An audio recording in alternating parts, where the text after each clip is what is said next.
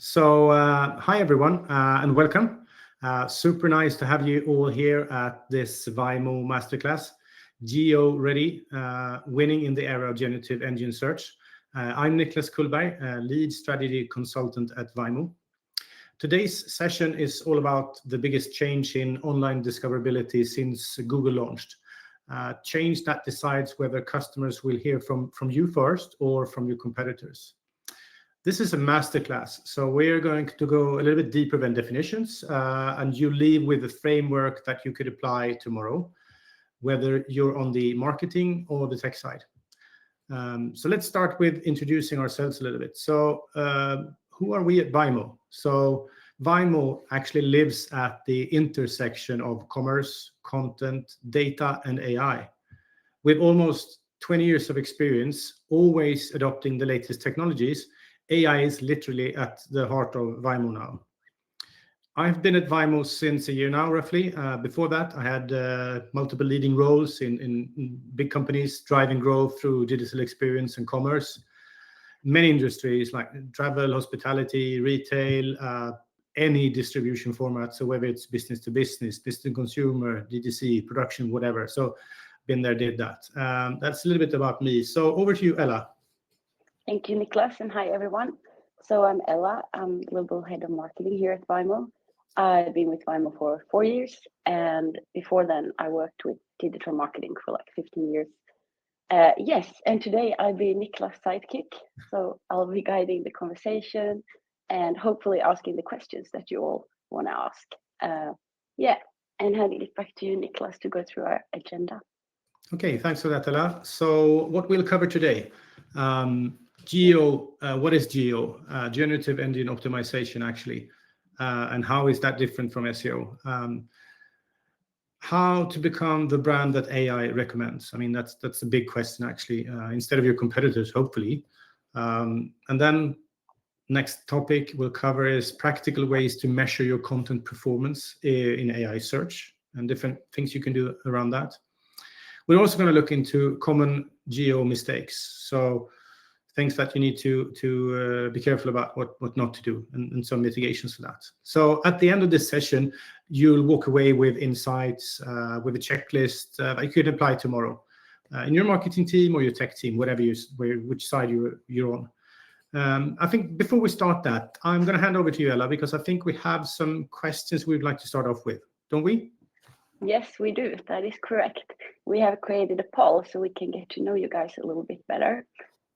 So the first question you can see here, how far along are you when it comes to adapting for AI search or GEO?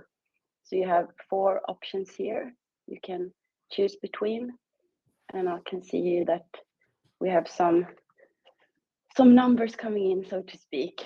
So it seems like a lot of you are just starting to explore, which is great, because that means hopefully you will walk away with some things that you can explore by the end of this. I'm gonna publish the next question. So next one is, have you optimized your technical site structure for AI?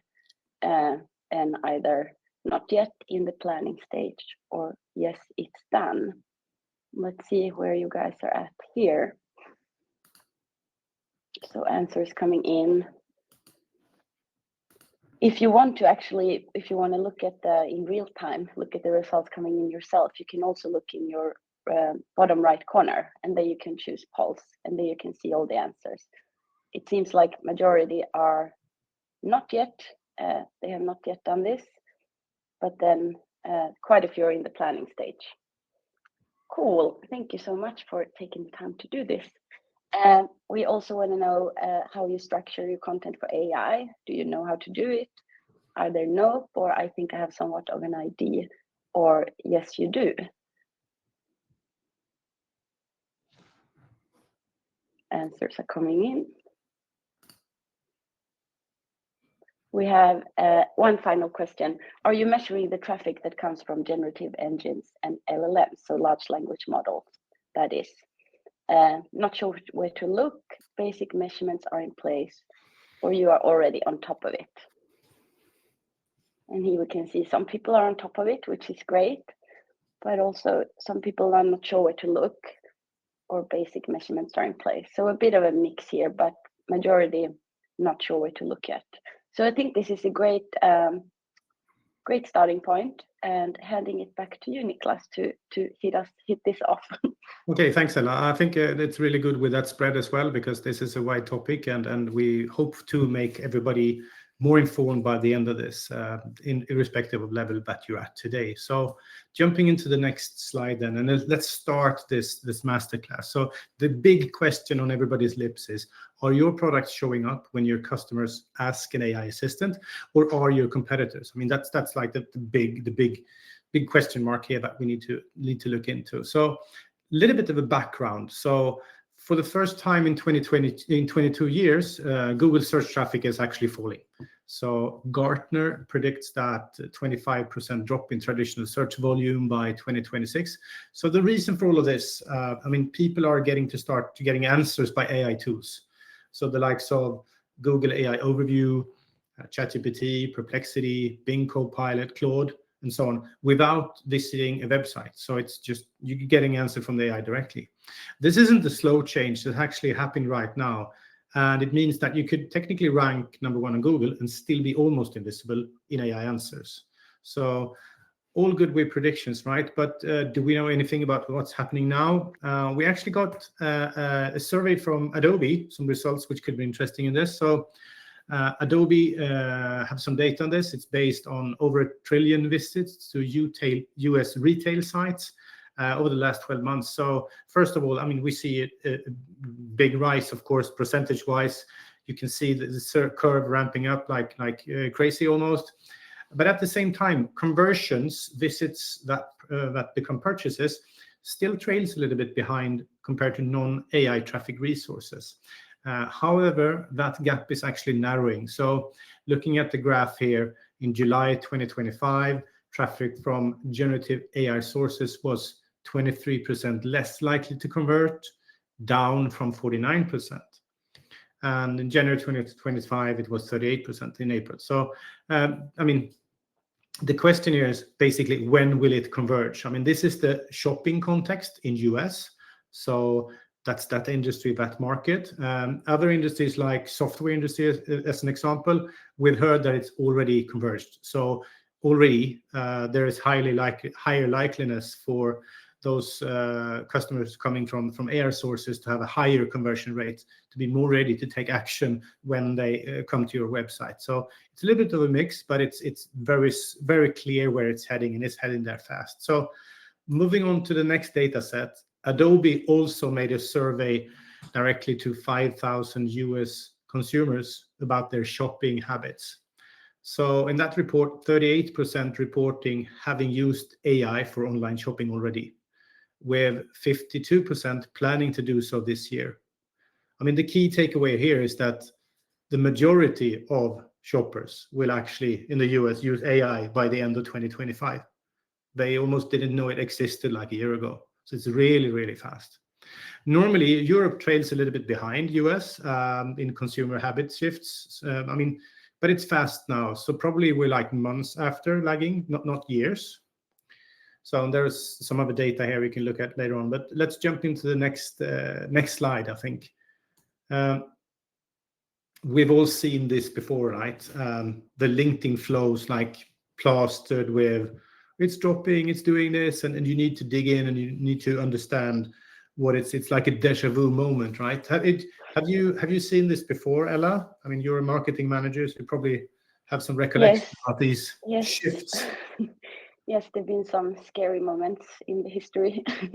But I think the first time that I remember very strongly was in 2012. And I was working for an affiliate, and the Google Penguin, the first one, the update came out, and he was looking at links. And I'm not going to say whether we had black or white hat linking profiles, but we lost so much traffic across all our sites. I think it was like 45, 50% to 80, 90%. And after that, I think it was started cracking down on what we now call keyword stuffing. So using the same keyword too many times, and that also hit us. So, and of course, there's been other moments since, but I think this time it's different because it's not so much about an algorithm changing. It's about massive change of the behavior in search. Like search is not what it used to be, and that's like the big shift, I would say. Yeah, good comment there. I think it's about the customers actually changing behavior, not just a company changing, even if it's a big powerful company like Google, but it's the customers are moving, and then we just need that to follow. So moving into the next segment. So what is GEO? So GEO, Generative Engine Optimization. I mean, it's about making sure that your brand products, content, and expertise are included when artificial intelligence, large language models, so LLMs, generates results in tools like Google AI Overview, ChatGPT, Perplexity, and so on that we talked about previously, and doing so without you having to visit the website. So they do it for you. Where search engine optimization is about ranking on a page, generative engine optimization is about getting you recommended in the recommendations that AI gives, included in that. So if I were to take, let's say, an example here, just to give some context, when I'm buying a bike, so SEO might get you as a company ranked for best commuter bike. So you will be top 5, top 10, whatever. If I do a search, you will hopefully be one of the top ones. If I, as a customer, ask AI for assistance, it's going to iterate, and it's almost like it's going to emulate the feeling I have when I get shop assistance helping me define stuff. It's going to understand my needs. So over time, I'm probably going to end up with telling it like, oh, okay, I'm going to commute 10 kilometers. I'm going to sometimes use gravel, and I hate maintenance. So it just needs to work. And all of that then becomes a recommendation. And you guys that wants to sell the product and sell the brand, you want to be on top of those recommendations, which means that it needs a context which we never had before. It needs to understand that. So I think that's the main thing here. If I can just interrupt quickly, I know that, well, we're now talking about what is GEO, but there's a lot of other abbreviations going around, like you have the AEO, GAIO, LLMO, like, and I know even in our marketing, I think we promised that we would address this. Yeah, very good call out, Ella. I would say that, I mean, this is an area, there are so many acronyms. So in Sweden, we actually have a saying, literally translated, that corresponds to a dear child has many names. And I mean, it's exactly in this area. So you have generative engine optimization, GEO, answer engine optimization, AEO, and so on and so on and so on. The most common one currently is GEO. I mean, let's see who actually ends up on top. It might be AEO, but GEO is what the common denominator that we're using today.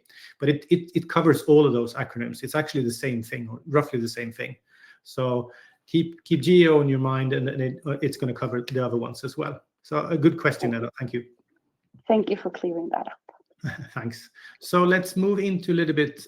Okay, if we look at SEO versus GEO from a customer perspective, the user interface that the customer meets when doing stuff. So as we said, search engine is about ranking on a page, and generative engine optimization is about becoming the recommendation that AI gives.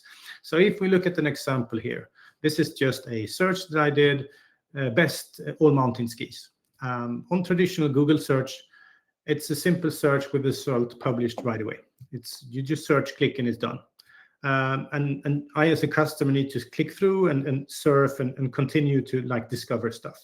But it's very fast and very convenient and very easy. It's been there for many years. You, as a company, of course, want to rank high. I mean, that the higher you are, the better traffic you get. So that's the game currently. If we look at the next tab here, Google has shifted, also adding another thing. So if I ask a more advanced question, so what's the best choice of skis for downhill skiing? So it's a bit more contextual. For more advanced results, Google has now added the AI overviews on top of the traditional search results. So in the best real estate of their screen, they actually added this result. And it's to compete and to mimic the likes of ChatGPT and Claude and so on, to keep Google having traffic, of course, but also to give customers faster response. But it's still a summary, and it's still links. So I, as a customer, still need to do stuff. I need to discover, I need to do stuff. So it's something in between search engine and a language model conversation. So Moving into the last one then. So what happens if I move into conversational interface and do the same thing? I'm asking the same question. What's the best choice of skis for downhill skiing? It's going to open up a conversational interface. And it's almost like a friend guiding you through ins and outs, buts, and whatever. And it feels like it's giving unbiased results. It's currently it's not paid advertising. It's organic, and it asks you a question. It asks you if do you want to know where to buy it, what's your budget, whatever, and you actually iterate further along, and you might end up in actually buying things, clicking on the links, or just having it as a rabbit hole over time, adding questions and I mean, if you have an account in one of these, it's going to understand your context. It's going to get to learn you. It's going to get to know you. It's going to understand that you prefer a brand or you live somewhere, whatever. So it's going to be as your friend, and it gets trusted as such. Strangely enough, but we have adopted that as humans quite fast. Moving into the next area then. So if we look at the generative engine optimization, there is actually two kinds, or if we generalize, two kinds of interactions where customers, where we need to understand in generative engine optimization, the customer's intent and the needs. So there are informational and there are commercial. So let's move into the first one of those. So informational, basically, AI gives you a full answer on the spot. So it's a question like, what's the safest sunscreen for children, as an example. You as a customer, you want to know more about that subject. It could almost be like a rabbit hole experience that you you go deep and you understand different subjects and so on and so on. And the important thing here is that the customer intent is about knowing more about the subject. They're not in buying mode. They're in research mode. It could end up being buying or just wanting to know how far it is to the moon. I don't know, but it's more that type of intent, like upper funnel intent. And the cool thing about this is, I mean, as we said previously, you can actually be part of this by having trusted, you being the trusted source and so on. And you want to actually be part of the rabbit hole experience with your brand and your products, of course. The customer can continue to adding questions, adding preferences, days, months, and quite long after they've started. So compared to a search result, it's not like an instant. This is something you do over time quite often. So you can come back to it. Like a friend, you ask again, oh, I heard this from a friend. What do you think about that? So it's an iterative approach. Upper funnel still. I'm sorry. If we move into the second one, which is the customer has an intent to purchase something. They want to purchase a product. They want to purchase a service. So you ask AI a question and it recommends products. And your goal as a company, of course, is you want to be on the short list. So you want to have products shown in the top 3, top 5, whatever, that the customer then could actually see if they could buy or see if it's ready to purchase. So GEO optimizes differently for each. So in informational context, it's about trust. In the commercial one, it's actually about readiness and product data, which means that as soon as you have any products online that someone can purchase through e-commerce, as an example, this is really, really, really important. I'm going to stress this a couple of times during this presentation, but having your products to be understood, that it's possible to buy them and so on, and all the context around is super important. So, and yet again, if the customer wants, they can keep iterating with multiple questions, getting the conversational feeling, like talking to a friend. You get trust and it almost feels unbiased. It's going to say, yeah, that's a good question, and just carry on the conversation over time. I think the key takeaway here is that in this context, rich metadata about your products, including reviews, availability, like shipping stuff, whatever you have on your site needs to be understood in order to get you listed here. I think that's yeah. Well, Niklas, maybe you have an example of when you yourself have gone down this so-called rabbit hole. Oh, I'm stuck in so many rabbit holes. Thank you for putting me on the spot, Ella. If I were to bring up an example, I think I need to scroll through my latest here. But I think one of them is we had a discussion at home about should we have one of those automated lawnmowers, the robots. And it started out like, okay, what's the cheap one? And then we ended up like, okay, we need to have one that runs on GPS and the cost. And it's like, I think we've been at it for a couple of weeks and we still have no decision. But it's a pure rabbit hole. I now know more about this stuff than I ever thought, and I probably actually want to know. But that's part of this. It's diving in and understanding an area before you actually commence or talk to a shop or whatever, reach out. I think that's probably the next step. So, True. Thank you. Thanks for putting me on the spot. Moving on to the next area. So, yeah, like we said previously, how do you become recommended as a brand? I mean, that's a very key question here. You don't want to be losing out. So it's all about trust. So the AI systems needs to trust you as a company, as a supplier, as a source of content. And looking a little bit deeper into that. So based on our experience at Vimo, it's all about these 3 pillars. So authority, backlinks, mentions, referral, brand reputation, and so on. That's like 1. Number 2, relevance. So content that directly answers the customer needs. I'm going to come back to that a little bit, but that's the second one. Last but not least, ensuring that AI and search engines can actually access and interpret your site. This is many companies actually missing this part, and it's really, really important. So, but let's focus a little bit on relevance. So the second one. In GEO, content is not just about keywords. It's about entities, conversational intent. So AI builds like a knowledge graph of your company, what you offer, and if you're relevant in this context. So it builds that before the client actually asks the questions. It's constantly learning. So large language models actually use web search, the likes of Bing and Google, as the first action. So when you type a question and you engage in a large language model, it goes out to search, and it's not got its own search engine. It uses Google and Bing and so on. So yes, it's really important to have good SEO, of course, because otherwise the first step falls. Then it scrapes those sites that it found, and try to understand the prompt you put in, the question you wrote. Does this site have actual content that resonates to that? Could this site answer this question? Is it trustworthy? Does it have good sources, and so on and so on? And then you could become part of that answer. So what this means for generative engine optimization is that your content also needs to be structured like an answer. So not just marketing copy. So less fluff from a marketing perspective, so to speak, more contextual. So including facts and context.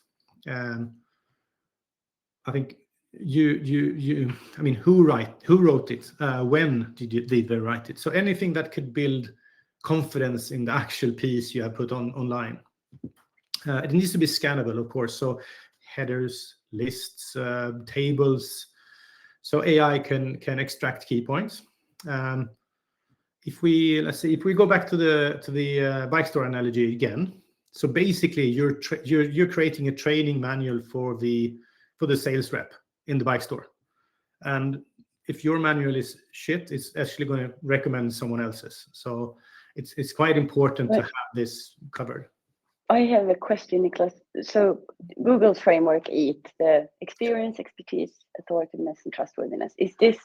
How is this different from that, or is it similar but called something else? Really good question. I mean, this is not about producing more acronyms. So the framework, based on our experience here, it's how to build the foundation for generative engine search or search engine optimization. The EAT framework from Google, it's a brilliant one evaluating the result of that. So it can understand if you're trustworthy, the stuff you have put up and so on. And it assists their algorithms basically to rank you. So it's really important. So the 3-tiered stuff that we have here is how we actually help customers to build this. And Google's EAT is evaluation, basically, that's ongoing all the time. I see also we have some questions here in our live feed. There was one question. around what type of content is the most effective content? Oh, that's a really good question. We're going to come back a little bit to types of content. I think it's I would say very specific. It's very much based on what type of business you are. If you're trying to sell products through an e-commerce site, or if you're a brand selling a story or whatever, it's going to be different areas. Back to the conversation, the let's say the transactional as an example, the commercial intent.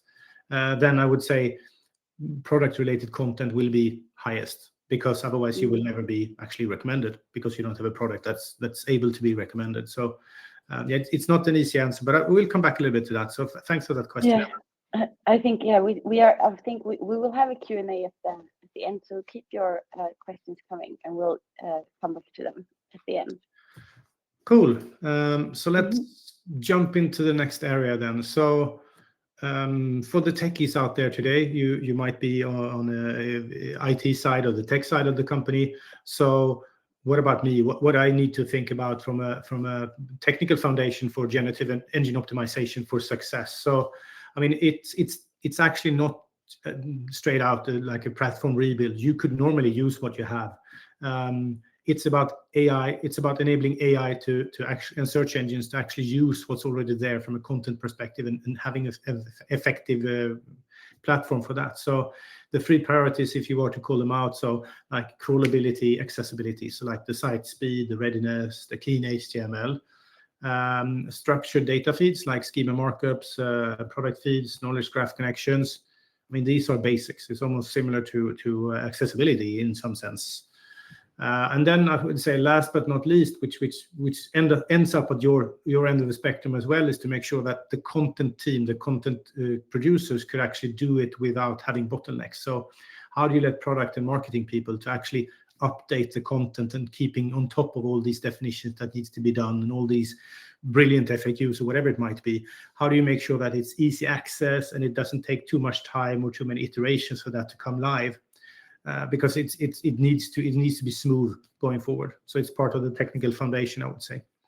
In that area, Ella, I mean, you're a marketing manager. So have you had to change your processes or do stuff now differently? What's your end of the story in that sense? Yeah, well, unfortunately, I will have to go against what you said there earlier. We are actually doing a platform rebuild, but I mean, of course, not everyone has to do it. But I think if that's what you need to do to, you know, move forward, then of course that's the way forward.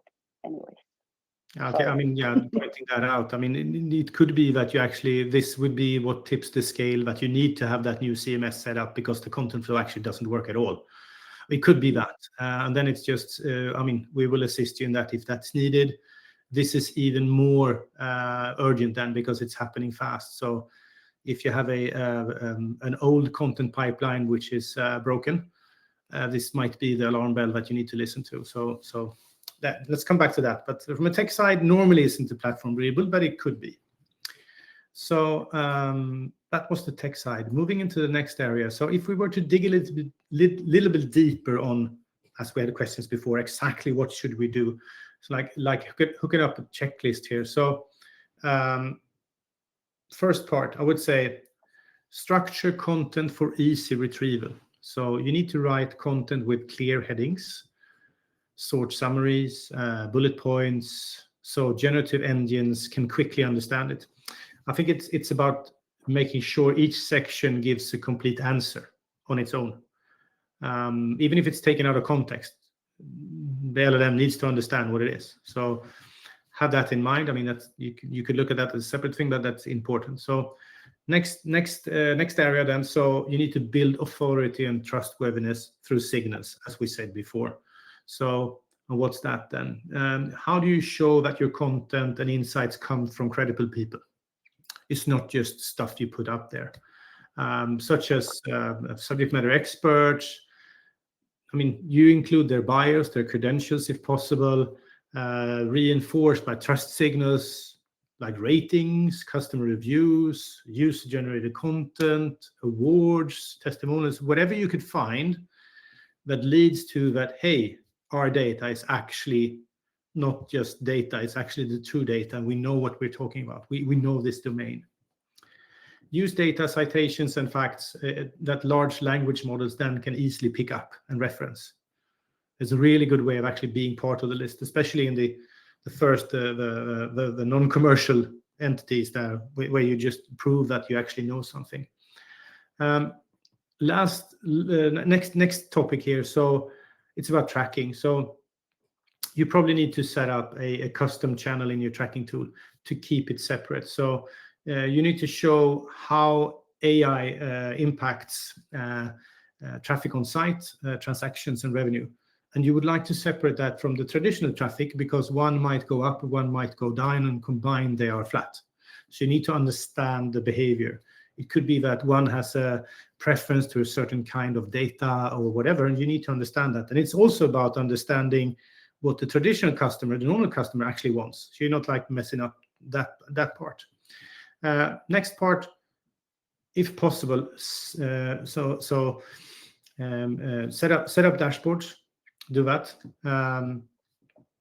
If you have the possibility to have solutions like SEMrush, Ahrefs, whatever, like an SEO tool, you can actually understand if you're referred to out there, what are the keywords out there, and so on. So you can get a view of what's happening. So those tools have means to actually understand if you're referred to or not, as an example, which will be, fantastic data for your content and marketing team to understand if the stuff we're producing is actually resonating. So back to the question about the content, what content is the best content? Yeah, if you have these kind of tools, you could actually understand.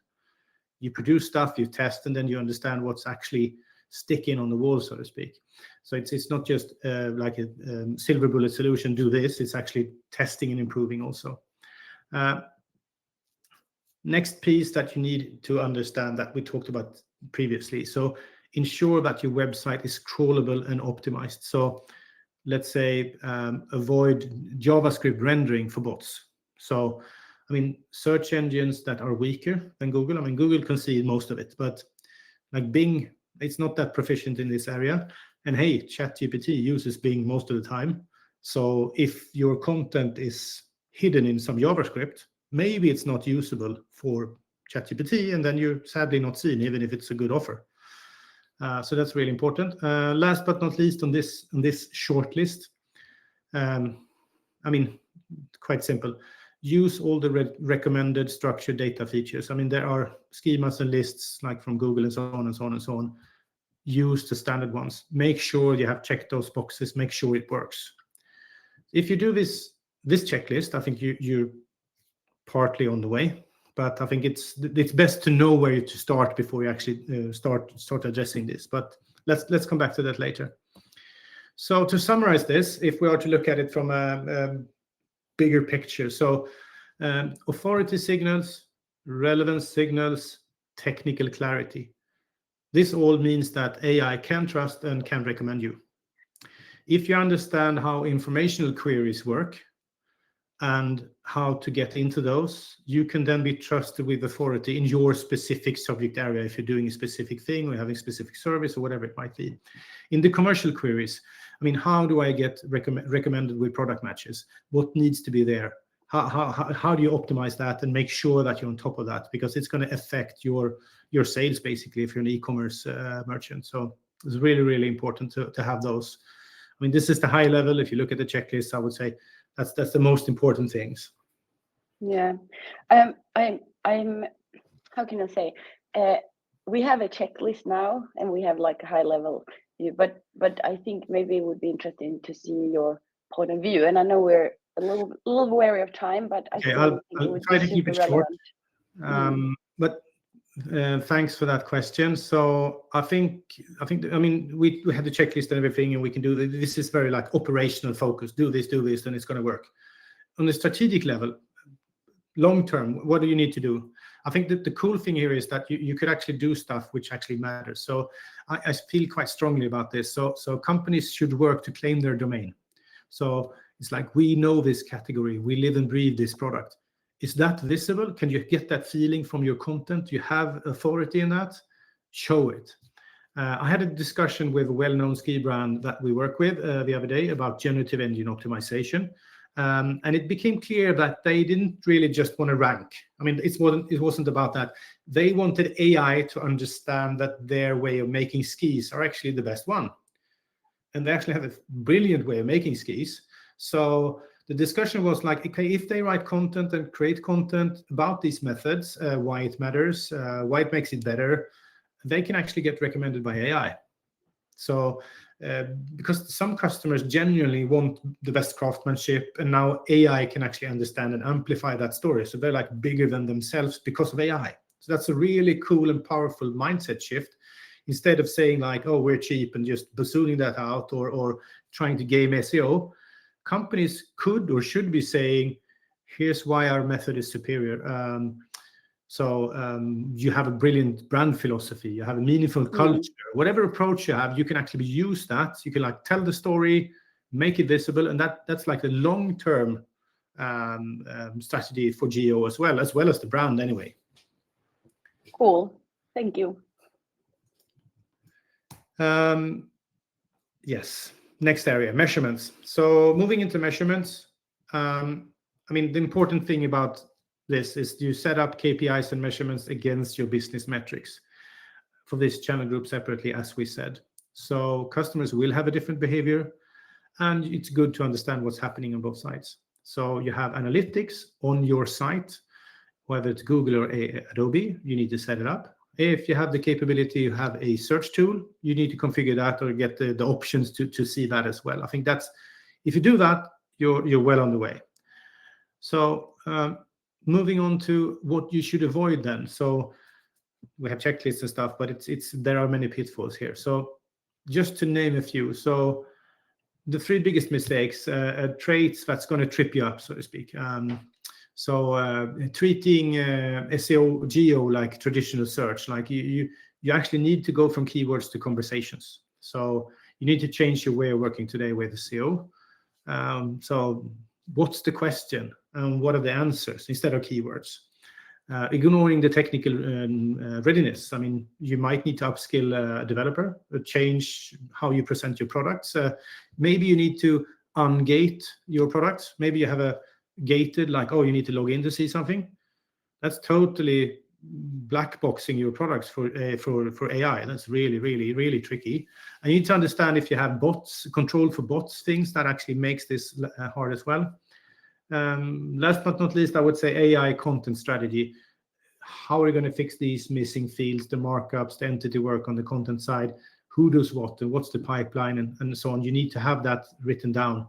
Otherwise, it's probably not going to work. And last in this also, I mean, content is not only on your website. AI is going to look on Reddit, it's going to look on YouTube and so on. And you might not be the author, but you might be cited. So instead of just asking for backlinks or celebrating those, you might need also to have fact checks so that those Reddit notes are actually the right ones, not saying the wrong things. So I think yeah, I think it makes a lot of sense, actually. Yes, long list of to-dos, but that's the business, right? So moving into, okay, what's the next step? If we were to say, what should you do tomorrow? If you leave here and you have something in your head, what I need to do? And what I would recommend is actually doing an audit. An audit gives you a state of now. It gives you a report for all of these areas, hopefully. And then you have a list of quick wins, because you actually get an audit and you know you can have quick wins, and you will have insights for continuous improvement. What do I need to do long term? What do I need to change? So, I mean, every month you delay, competitors actually feed AI, and AI learns over time, and it gets used to the sources it has. So it's important for you to get out there now before it actually trusts somebody else in that sense. Another thing I would say also is if you want to do this, let's say you're going to do an audit, I would suggest finding a partner that can cover the 3 pillars. So it's not just having one doing SEO, one doing content, and one doing technical. I mean, the gold dust is understanding all 3 together, because they are actually working in unison. So I think that's the most important part. Yeah, I do love myself a good audit, but I think we don't want to, of course, be too salesy this webinar, but we do have to sell a little bit, I think. So maybe you can share our audit that we offer. I can give a sneak peek, Ella. Of course, we're going to share the material after this, and anyone that has questions will feel free to contact and to reach out. Everything is based on each company anyway, but we have a starter pack. I'm going to share how it looks. So we've created a generative search engine audit. And it's basically to get you guys ready for when the customer behaviors changes, and it's actually starting to change already. So it's now that's happening. It's not in the future. So we're focusing on the intersection of commerce, customer experience, and technology to deliver the full overview that you need. So we have 3 tiers, standard tiers, and you could actually customize them, but just the standard ones: core, which equals to quick wins, basic health check, very fast and simple one, like high-level stuff. Then you have the standard, the most prevalent one, which is basically adding the AI platform readiness and having that report as well. And the one that I would recommend, which is, I mean, it's called full. It adds the competitor benchmarks, and it adds content strategy, and it goes beyond the GEO technical stuff, and it actually looks on, okay, how should I work long term with growth based on content? What's my content strategy? So back to the question we had previously, which content is the most important one? I mean, you need to do this kind of audit to have your result, because it's not a generic result for every company. It's about what's important for your company, your context, your business model, and what's your competitive landscape like, as an example. Cool. Great looking audit. Thanks. So I think it's back to you, Ella, now. I think we have some final poll question lined up, yeah, right?